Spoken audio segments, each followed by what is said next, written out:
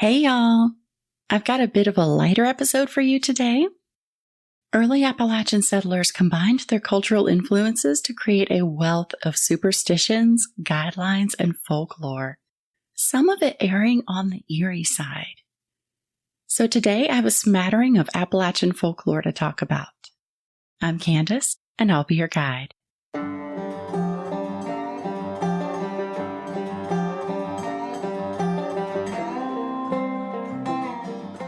In the 1700s, as more Europeans began to make the journey over to the United States, Appalachia became populated primarily with Scotch-Irish and German settlers who brought with them their African slaves. Each of these groups brought their own cultural influence, which combined with that of the Native Americans whose land they seized. The end result is a menagerie of beliefs that blend to create the soul of Appalachia.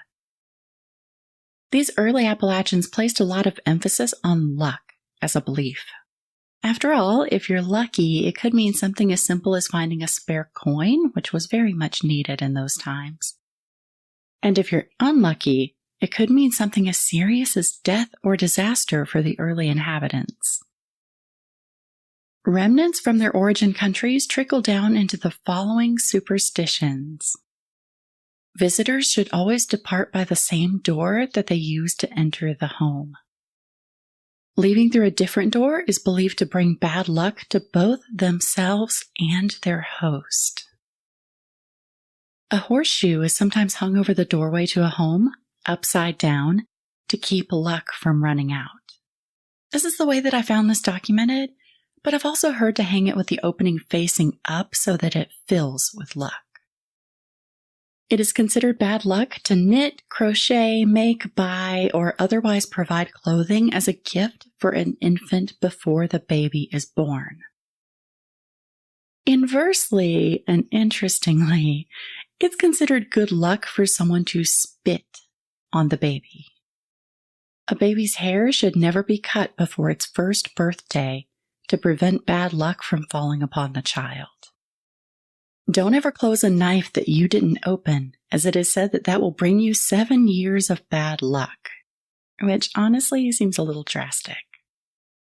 Then there are the more commonly heard superstitions, such as not walking under a ladder, not opening an umbrella indoors, and that breaking a mirror is 7 years of bad luck. However, if someone is unfortunate enough to break a mirror, there is a mountain cure for that. To break the 7-year bad luck curse, you can take the largest broken piece to the nearest cemetery, and at exactly the stroke of midnight, touch that broken piece to the oldest headstone present. With that, the curse is broken. And finally, on New Year's Day, we eat black-eyed peas and collard greens. The peas are for pennies and the greens are for dollars, to bring enough money to provide for the family over the new year. I've also heard that some families add ham, and ham is said to be for health.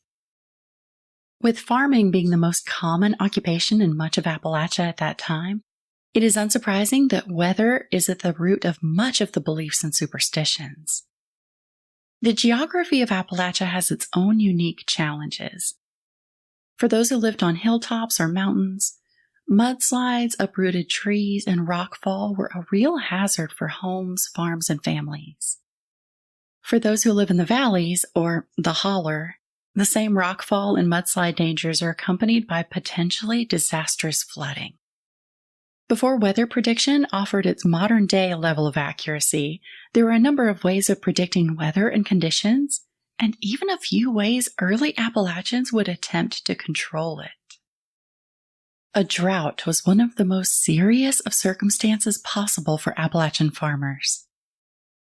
They watched closely for signs of upcoming rain, both as a sign of hope in dry times and also as just a warning to get their other outside work done in time. They said that if you see a cat eating grass, or at least 3 cows lying down in the field together, that rain was on its way. If farmers got desperate, they believed you could kill a black snake and hang it from the fence post, belly up, and rain would arrive by the 3rd day. Alternately, it is also said that you can burn black chicken feathers with fern fronds to conjure rain, although I've never heard that one personally. Likewise, predicting particularly harsh seasons was also very important to Appalachian livelihood. It is said that if March comes in like a lion, it leaves like a lamb, and vice versa. The lion in this case being frost, snow, harsh cold, and storms, and the lamb being sunny, warm, and pleasant weather. However, so much of the weather folklore is rooted in predicting the winter weather. Thick ice on the ponds in November is said to be foretelling of a very wet and mucky December. However, thunder during the fall suggests it will be a cold winter. There's the saying, when leaves fall early, fall and winter will be mild. When leaves fall late, winter will be severe and wild, suggesting that a late fall indicates a harsh winter. Appalachians still commonly believe that the number of foggy mornings in August indicates the number of snowy days that will be present in winter. Commonly throughout the month of August, a bean will be placed into a jar for each foggy morning. Then at the end of the month, they are counted before cooking up the beans with a meal. As I live in southern Appalachia, this number has never even come close to matching for me, but I am curious for those of you more central if you feel this practice is reliable. Often the signs of an approaching rough winter are more subtle and can be found in the environment. It is said that bees build their nests up higher when the upcoming winter will have deeper snow. The animal's fur will be thicker and squirrels' tails bushier. The squirrels and other small critters will be busier, gathering and storing more nuts than usual. The crops can also be an indicator, as corn husks are thicker and hold tightly to the ears. Apple skins are thicker, and nuts and berries are plentiful in the fall preceding a nasty winter. Finally, the quote-unquote woolly worm has long been used as a standard of predicting the winter months, and still often is. The woolly worm is a term used for the tiger moth caterpillar, a mixture of reddish-brown with a black band. Old-timers said that the harshness of winter could be predicted by the pattern on the woolly worms making their debut in the fall. If the caterpillar's head is more black than colored, the winter will be at its harshest in the earlier months. The more black than brown on the worm and the wider the stripe is said to indicate how severe and how long the winter season will last. The most immediate weather threat to any Appalachian farming family are storms, and there were a number of ways they went about keeping the storms from damaging their livelihood. It is said that if you go outside in the very beginning of a storm and gather an acorn, if you place that acorn on your windowsill inside, lightning will avoid striking your home. Others believed that a piece of flint stored and heated in the fireplace was the optimal lightning prevention. There were also charms that were carried by people who had to be out and about during the storm. It was believed that geranium petals carried in a purse or pocket prevented lightning strikes. A piece of lightning-struck wood carried by a person was also said to offer the same protection. Interestingly, it was also believed that carrying a white rock and a black rock and striking them together covered a person with an invisible protective barrier that lightning would fail to penetrate. The safest place to be in a storm to prevent lightning strikes was said to be sitting on a feather pillow. The saying was, "Ain't no chicken or duck e'er been struck." If, for some bizarre reason, someone wanted to summon lightning, they could do so by burning a piece of formerly lightning-struck wood. Tornadoes weren't too much of a concern as the area isn't flat enough for one to be on the ground very long, but sometimes one would briefly touch down. To prevent a tornado from hitting the property, you could take a kitchen knife and drive it into the ground, handle side down, so that the blade is facing upward and in the direction of the storm. Supposedly, this cuts the storm in two so it will not harm your home.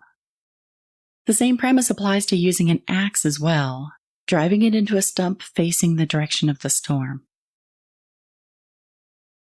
For ever-growing Appalachian families, taking care of the youngest members of the family were a top priority. There's a lot of folklore attached to protecting babies, especially in an area where many of them just didn't make it to adulthood. Families tended to be large, and oftentimes children numbered in the double digits, so there was almost always a baby in the home. Without adequate medical access, and the albeit limited knowledge we have now of sudden infant death syndrome, early settlers believed SIDS to be the work of the devil. So often babies were given milk with chamomile every night for the first few months to protect their life until the next morning, and had the added benefit of protecting from the devil. Sometimes charms were created and placed in or near the crib for protection as well. A bundle of honey locust, oak, and walnut, tied by sprigs of willow, was sometimes placed into the crib. Sometimes a nail cross was created and placed in the nursery or attached to the crib. And occasionally, a doll was made and placed into the crib with the infant in an attempt to distract any evil forces from placing their work onto the doll instead. More innocuously, if a pregnant woman sees a dead person, it is said that her baby will have a birthmark. There are also physical traits we are born with that are said to indicate our character. A person with a cleft in their chin is said to be of bad character because that mark is placed by the devil's shoe. Also, a person whose second toe is longer than their big toe is said to be somewhat tyrannical and will rule their partner. Finally, it is believed that some people are born with the gift of prophecy. Most often, those who have the gift are said to have gained this by being the seventh son of a seventh son, or the seventh daughter of a seventh daughter. Also, babies born encall, meaning still in the embryonic sac, are said to have been born with a veil, and they will also have the gift of prophecy. Alongside that fierce protection of infants, remedies for illness and injury were vital to the well-being of the people. If a child had whooping cough, and remember, this is before the era of mass vaccination, food or milk that was stolen from a neighbor and fed to the infant was said to cure the ailment. If a child had a seizure, or as they called it, fits, whether from epilepsy or another cause, they believed you could turn the child's shirt inside out and burn it to cure the fits. A sore throat could be cured by wearing wool stockings and then at bedtime turning them inside out and putting them back on and wear that way to sleep to cure the inflamed throat. Drinking liquids from a cobalt blue glass is said to cure a toothache. If a child has thrush, otherwise known as a yeast infection on the tongue, they suggest you take that child to a man who has never seen his own father before. Have the man blow into the child's face 3 times a day for 3 days to cure the thrush. To cure a headache, they said you could apply brown paper soaked in vinegar to the forehead. Also, a buckeye worn in a woman's bra could ward off rheumatism. And finally, a creepier one. If a person has a goiter on their neck, they should go to a place where a person has recently died and rub the dead person's hand across their throat to cure the goiter. Now, obviously, this random smattering of Appalachian health folklore is not rooted in any science because much of it wasn't available at that time, and had it been, it wouldn't have been accessible. But it is interesting to see how things used to be done. Belief in the devil, curses, and witchcraft was prevalent throughout Appalachia, and the locals devised their ways to deal with these potential threats. To protect yourself from potential curses or the evil eye, you could bundle a lock of your own hair, a stick from your yard, and one of your own fingernail clippings together. Tie that with a red string or a strip of red flannel. The red is important since it symbolizes the lifeblood. As long as you carry that bundle with you, you're supposedly immune to curses. However, it warns that if you were to lose this talisman, these items could be used to send witchcraft your way. Dried corn cobs were sometimes hung on porches to keep evil at bay, but most often you'd see them hung in the barn to keep the wee folk from stealing or killing the livestock. The wee folk is the name for leprechauns in legends brought over from, of course, Ireland. If those dried corn cobs in the barn were wrapped in pig fur and red cloth, this was also said to protect from any attempts of witchcraft toward the animals. The folklore of Appalachia is largely rooted in the hazards of living in the area at that time. High rates of infant and maternal mortality and poor outcomes from illness and disease due to numerous factors, not limited to the remote area, very limited income, poor preventive care, and harsh living conditions caused the mortality rates in Appalachia to be higher than the national average. Life expectancy in Appalachia at that time was roughly 60 years old at best. And sadly, the life expectancy in Appalachia is still lower than the national average for many of those same reasons. The occupations held were primarily blue-collar and largely dangerous. Most early Appalachians were farmers, coal miners, railway workers, loggers, and mill workers.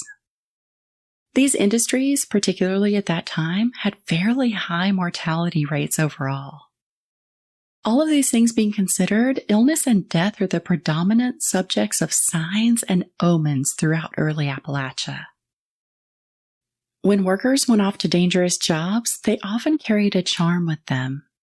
Things from iron nails, a rabbit's foot, a dried leather bean, and other small, lucky items were often carried with them to ward off death and injury. There were several signs that were considered omens of death at the time. One of the common themes seems to be animals making their sounds at times when it was unusual. A dog howling at night was considered to be a portent of death, as well as a cow mooing at night or an owl hooting during the day. Some believed that seeing an owl out during the daytime at all was a symbol of an impending death. Notably, I've only seen an owl once during the daytime, and yes, death did soon follow. However, thankfully, another common belief that a bird flying into the window pane was an omen hasn't held true, since that is not so uncommon here. Doing laundry on New Year's Day is said to be very ill-advised, as it could cause a death in the family by quote-unquote washing the family away. However, after all those ill omens, it's comforting to know that early Appalachians believed if you see a red cardinal, it's a departed loved one coming back to say hello. With all the talk of death and dying, it's the perfect time to delve into one of the creepier parts of Appalachian folklore, haints. The term haint is derived from the European word hanter, which means to stalk or inhabit. From there, the term gained traction within the African slave community of Appalachia and was first recorded in use in 1843. Haint is used as a general term for ghosts or spirits, but not typically the granny in the rocking chair at a haunted house type of spirit. Haints were generally regarded as restless and mischievous, sometimes who were lost between worlds without being able to find their way, and sometimes just a little bit more malevolent. Preventing haints was an integral part of Appalachian life in big and small ways. If you've ever passed by a home and spotted a tree outside with bottles hanging from it, this was a common way of creating, essentially, a haint trap. Several colorful bottles are either threaded onto the branches of a tree outside the home or hung from them with wire. It is said that the bottles would trap roaming haints at nighttime until the sunlight of the day would destroy them. Bottle trees as a line of defense originated in Africa, and the tradition followed with the slaves of Appalachia before becoming more widespread. Distracting haints with counting tricks was a common tactic, as it was generally believed that a haint would be distracted with counting items upon attempting to enter a home until the sun came up, which would dispatch them. Sometimes a wall in the entryway of the home was lined in newspaper in an attempt to have the haints count every single word. Similar ideas were behind using items such as a broom or a bag of rice. Fortunately, it is said that haints lose count very often and must start over from the beginning, so they don't even need that many items to count. In southern Appalachia, oftentimes after death, the mirrors in the home were covered to prevent a person's soul from becoming trapped in the mirror, creating a haint. It was also important to open the windows so that the spirit could depart easily. Make sure to resist the urge to rock an empty rocking chair, as this could invite haints into your home to occupy it. Also, make sure to keep a can of oil nearby to oil any squeaky doors or windows, as the squeaking is said to be an invitation for haints to come inside. When outside the home, there are also several methods of haint prevention at play. Resist the urge to whistle at night, particularly when outside, as this could draw haints and the supernatural to you. Plant rue outside the home and hang basil over doors and windows. This discourages haints from visiting you or entering your home. When passing a cemetery, many believe you should wear a hat to keep the haints from hopping on your back to catch a ride. Others say you should hold your breath the entire time you're passing so that you don't breathe them in. If you hang a mirror by your front door, it is said that haints, or the devil, either one, are so vain that they'll be distracted by their own reflection long enough to forget to enter until sunrise.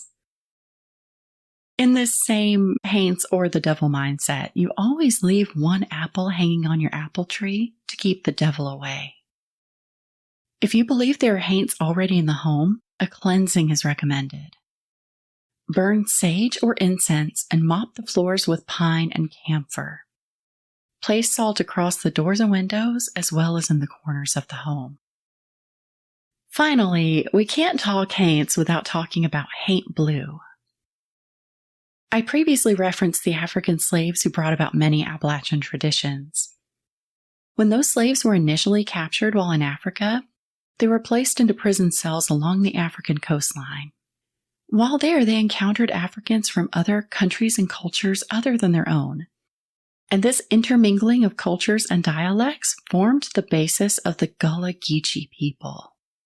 The Gullah Geechee are descendants of those captured slaves and were initially brought to the Charleston, South Carolina area in the 1500s. The Gullah tradition states that spirits cannot cross water, so in an attempt to confuse and stop haints from entering their homes, the tradition of haint blue was born. Initially a distinct blue, green, turquoise hue, the Gullah people, and later Appalachians, painted the ceilings of their covered porches with the color, and sometimes also used it on the windowsills, shutters, and doors. The color haint blue is still so commonly used in the South, from the Charleston area over west to Louisiana, that Sherwin-Williams discusses it on their website when discussing options for porch paint colors. Nowadays, the tradition has been watered down a little bit, and the distinctive blue-green color is sometimes replaced with a sky blue. The tradition that I was taught is that blue ceilings on the porch deters flies.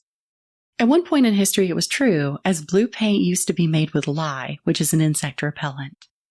But while inaccurate in modern day, the origins of the use of blue remained with keeping the haints at bay. In addition to haint blue, occasionally random blue panes of glass were placed into the home's windows with the same purpose. Okay, now that we've covered heaps of Appalachian signs, omens, and superstitions, let's wrap things up with an Appalachian folktale from way back when, and that is the story of Taily-Po. The story begins with Old Man Fletcher, who's cooking a small handful of beans over the fire in his home. He was very hungry and very poor and longing for anything more substantial than beans when a black paw scratched through his floorboards. A long weasel-type creature came up through the floor, long and lean with a thick, meaty tail. The creature hissed at the old man and bared its teeth at him. But as it fled back through the hole in the floor, Old Man Fletcher responded by just hacking off the critter's tail with his hatchet and just tossing it into his pot of beans, like you do. However, just a few minutes later, the creature was back and seeking vengeance. It screeched, "Taily-po! Taily-po! Where is my Taily-po?" The creature continued to torment the old man for a while, before eventually burning down his home while he was inside of it. This story is believed to be a moral tale, told to encourage kids not to mistreat animals or to take things that aren't theirs. All right, y'all, that's all for today's Appalachian Folklore episode. Now let's talk about it.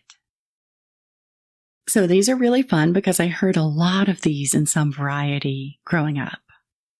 We always ate black-eyed peas and collards on New Year's Day. I was instructed as a child to not try to be helpful and close a knife for someone else. The ceilings of my porches are painted sky blue, and I'll say, lovingly forced into not cutting my child's hair before he turned 1. Others I've never heard before, like a cleft chin being a sign of bad character. That one honestly makes me sad to think that people would make an assumption that a genetic trait makes someone a bad person. The cures for illness are obviously very concerning. None of that is rooted in medicine. If you haven't caught in earlier episodes, I used to be a nurse and this stuff bothers me, but it's entirely possible that the herbal remedies used at that time are just not referenced with folklore because many of them actually did have helpful, beneficial attributes. So this might just be the line where folklore is separated from primitive medicine or from herbalism. I have to imagine that most of the things they believed to be omens of death were things that just coincidentally happened prior to the death of someone they loved. And with the way that word traveled through friends and neighbors, through storytelling specifically, really lends itself strongly to being retold as truth in that way. A side note, I learned while researching this how bottle trees are a haint trap. I thought they were just quirky outdoor decor all this time, and it honestly makes them cooler. But it can't be understated how haint blue is just the most prevalent haint prevention that still exists to this day. And by that, obviously, I mean that color being still used. I know this episode is a little different from usual, but folklore has a huge bearing on the stories that are passed from generation to generation, which could directly reflect in some paranormal stories. And generally speaking, folklore is a bedrock of culture. It influences art, stories, and daily life still. In closing, I'll leave you with a tidbit of folklore that I always heard that didn't really fit anywhere else in the episode. I was always told, if the sun shines while it's raining, the devil is beating his wife. As always, I want to know what you think. Have you heard many of these? What little bits of superstition were you told over the years? Reach out to me on social media under obscureappalachia. Feel free to send me any thoughts, episode suggestions, or your own paranormal experiences at obscureappalachia@gmail.com. I love hearing from y'all. If you're loving the podcast and would like to support me and get bonus content, visit patreon.com/obscureappalachia. As always, thank you for listening. Until next time.